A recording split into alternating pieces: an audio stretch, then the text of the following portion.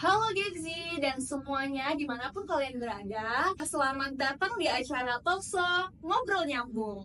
Saya Yosayantun Alivia yang akan nemenin kalian ngobrolin topik yang pasti relate banget dalam kehidupan kita sehari-hari.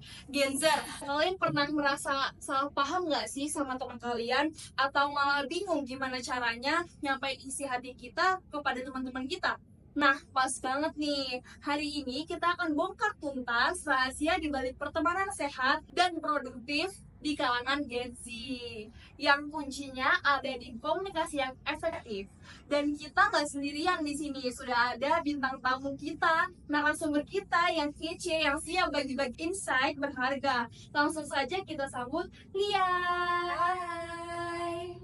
Halo Lia, seneng banget udah mau hadir di acara kita, nemenin Genzel semuanya. By the way, kamu apa kabar? Alhamdulillah aku baik. Kamu gimana kabarnya hari ini? Alhamdulillah, kita semua baik. Lia, seperti yang kita tahu, pertemanan itu penting banget ya buat Gen Z. Tapi kadang ada aja kerikil-kerikil kecil yang bikin pertemanan itu jadi nggak nyaman. Menurut kamu, seberapa penting sih komunikasi dalam menjaga pertemanan sehat dan bahkan jadi produktif gitu? Kalau menurut aku, komunikasi itu penting banget nih. Kenapa? Karena komunikasi itu ibaratnya kayak fondasi. Jadi tanpa fondasi yang kuat, bangunan pertemanan itu bisa goyah loh ternyata. Terus apalagi di era digital sekarang yang banyak banget miskomunikasi itu sering banget terjadi ya. Terus karena salah salah baca nada chat atau Iya. hal sekecil itu tuh ternyata berpengaruh banget loh sama komunikasi antar pertemanan gitu. Tuh, kalau kita baca chat dari temen nih di saat perasaan kita lagi nggak baik-baik aja itu bisa jadi kayak salah paham gitu ya, Ria. Oke, betul sekali. Nah, buat kalian yang penasaran gimana caranya membangun komunikasi yang efektif agar pertemanan makin lengket dan produktif, jangan kemana-mana. Kita akan masuk ke sesi berikutnya. Ding ding ding ding ding ding ding ding. Oke, aku tuh banyak banget pertanyaan yang bakal aku tanyain ke kamu. Untuk yang pertama tuh, menurut Lia nih, apa sih definisi komunikasi efektif dalam konteks pertemanan Gen Z? Apa itu cuma sekedar ngobrol atau hal yang lebih mendalam gitu? Kalau menurut Lia gimana? Jadi kalau menurut aku komunikasi yang efektif itu bukan cuma sekedar ngobrol aja ya, tapi juga apa yang kita sampaikan itu bisa nyampe tuh ke orang yang mau kita tuju gitu. Kalau misalnya aku mau ngomong sama kamu, apa pesan yang aku mau sampaikan ke kamu itu benar-benar sampai dengan efektif gitu. Oke. Kalau untuk tren komunikasi Gen Z kan banyak lewat chat, DM, atau media sosial. Apa sih tantangan terbesar komunikasi yang efektif itu di platform-platform digital ini? Dan gimana sih cara Gen Z itu tuh untuk menghadapi itu semua? Tantangan terbesarnya itu ada di kehilangan tone atau ekspresi nonverbal. Jadi misalnya kita itu kalau chat ataupun DM kan kita sering baca teks, kita cuma baca teks. Dan kita tuh nggak tahu nih ekspresi dari teman kita itu gimana. Dan nada bicaranya tuh kayak mana, itu sering banget terjadi miskomunikasi karena salah baca nada chat. Lagi-lagi salah baca. Chat. Terus juga jadinya itu akibatnya tuh salah paham, dikiranya jutek, dikiranya tuh marah kalau ada masalah, padahal itu tuh lagi bercanda konteksnya. Bahkan ada juga nih yang sebaliknya, yang lagi bercanda dikiranya serius. Jadi banyak miskomunikasi ya kalau lewat platform digital itu tuh banyak missnya gitu. Benar banget. Untuk yang selanjutnya tuh seringkali kita takut banget ya buat dibilang baperan sama orang lain itu karena kita tuh mengungkapkan perasaan kita. Gimana sih menurut kamu caranya menyampaikan perasaan atau pendapat dengan jujur tapi tetap menjaga hati teman? Kalau menurut aku sih fokus ke diri kita sendiri ya. Oke, lebih ke fokus ke diri kita sendiri, gimana caranya kita tuh menghadapi situasi itu.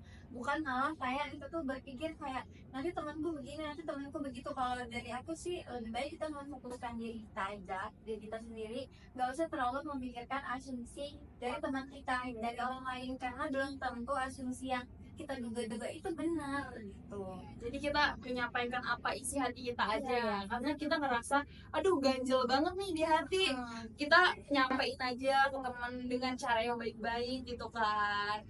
Oke. Kadang temen tuh suka tiba-tiba ngilang atau ghosting. Terus menurut kamu bagaimana sih komunikasi efektif bisa mencegah hal semacam ini dalam pertemanan? Sebenarnya ghosting, bicara tentang ghosting ya, ghosting itu hal yang bikin galau banget ya sebenarnya. Galau banget. Nah, komunikasi efektif yang bisa dilakukan itu dengan dia transparan antar hubungan gitu loh. Jadi dengan adanya transparan tadi, jadi kita tuh tahu dan kita nggak menduga-duga, nggak berprasangka buruk sama orang lain gitu. Karena kalau misalkan kita di ghosting dan kita mikirin buruk gitu, mikirin hal yang buruk, itu rasanya jadi kayak ya benar tadi yang di awal galau banget. Padahal sebenarnya belum tentu loh hal itu tuh buat kita tuh galau gitu kalau kita udah tahu faktanya. Oke. Lia ya. Kadang kan komunikasi kita antar temen itu kadang gak efektif ya. Menurut kamu tuh apa sih tanda-tanda atau ciri-ciri komunikasi yang tidak efektif dalam pertemanan gini, biar kita bisa langsung sadar dan mungkin bisa memperbaikinya Genzers dan kita juga. Kalau menurut aku ya, kalau dari aku sih mungkin karena banyak salah paham ya. Jadi sering terjadi salah paham antara pertemanan yang ini dengan yang ini gitu. Itu yang memicu juga hal yang buat jadi ribut gitu ya, buat jadi masalah. Padahal sebenarnya kalau misalkan kita salah paham dan sudah diluruskan, ya bisa baik-baik aja gitu, bisa kembali lagi gitu. Terus juga ada perasaan yang nggak nyaman, kayak nggak nyaman antara pertemanan satu dengan pertemanan yang lainnya. Terus juga sindir menyindir gitu, terus agresif dan apa ya, biasanya kalau pertemanan itu selalu ngerasa kayak kepemilikan gitu. Jadi Ngeklaim ya kayak klaim banget kalau ini temennya, dan kalau misalkan dia main sama orang lain tuh jadi kayak kenapa kan dia temen gua kayak gitu. emang gue ada masalah apa sama lo, kan lo temen gue, kenapa lo main sama dia gitu kan. Mungkin itu sih. Jadi pertemanan itu tuh nggak selalu mulus ya, kak. Pasti ada gerigel-gerigelnya sedikit, pasti ada konfliknya gitu. Bagaimana sih komunikasi yang efektif bisa jadi jembatan untuk menyelesaikan masalah dan justru memperkuat pertemanan kita? Itu menurut Lia tuh gimana? Kalau pas kita lagi ada konflik nih sama temen kita, itu sebenarnya kalau lagi ada konflik tuh rasanya mau ngobrol aja tuh kayak susah banget gitu ya, kayak bingung banget mau mulai obrolannya dari mana. Cuman kalau kita lagi ada masalah, itu tuh fokus aja ke masalahnya gitu, fokus aja ke masalahnya, bukan malah menyerang pribadinya teman kita gitu, bukan malah menyudutkan teman kita. Terus juga yang kedua, kita harus bersedia untuk minta maaf kalau memang kita yang salah, dan kalaupun kita nggak salah pun pasti gimana ya, pasti di akhir itu kita harus saling memaafkan ya. Karena masalah yang terjadi antara dua orang itu pasti masalahnya juga ada di dua orang. Terus jangan terlalu apa ya, konfliknya itu jangan malah jadi ajang untuk bersaing gitu loh, tapi harus diselesaikan. Jadi dengan adanya konflik ini, dengan adanya masalah itu, bukan malah nanti ke depan malah jadi bersaing, tapi malah gimana caranya supaya bondingnya itu lebih kuat lagi.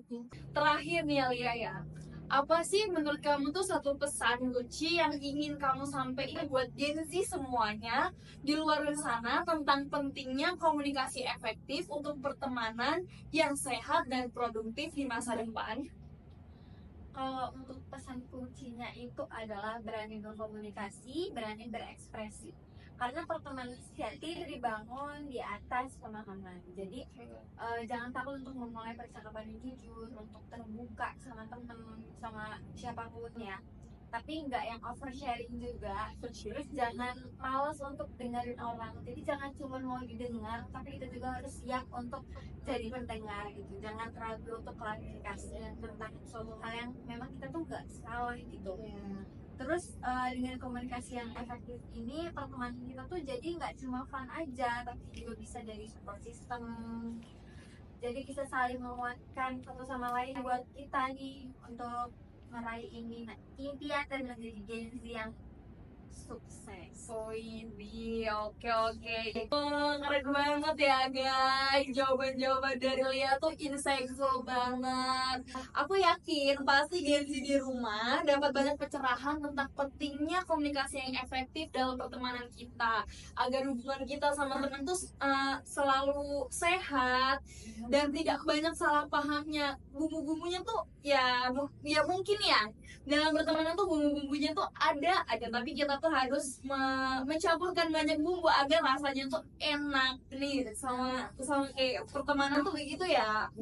Yang efektif tuh emang penting banget ya ternyata memang nggak cuma sekedar ngobrol, tapi ada banyak elemen yang harus kita perhatikan dan latih, dari mendengarkan aktif, memilih platform yang tepat, sampai berani menyampaikan perasaan kita. Ingat ya, pertemanan itu aset berharga teman-teman, dan komunikasi efektif adalah kuncinya.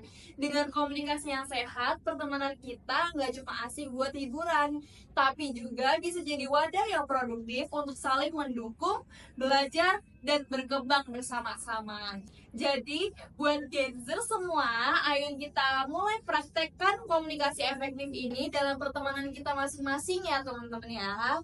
Terima kasih banyak Lia atas waktunya yang sangat bermanfaat hari ini. Terima kasih kembali Hilsa, senang sekali bisa berbagi. Oke. Dan terima kasih juga untuk kalian semua yang udah setia bareng kami di Talkshow Ngobrol Nyambung. Jangan lupa terus pantau channel kita untuk topik-topik seru lainnya. Saya Hilsa pamit undur diri. Sampai jumpa di acara selanjutnya. Jadikan pertemanan sehat dan produktif dengan komunikasi yang efektif.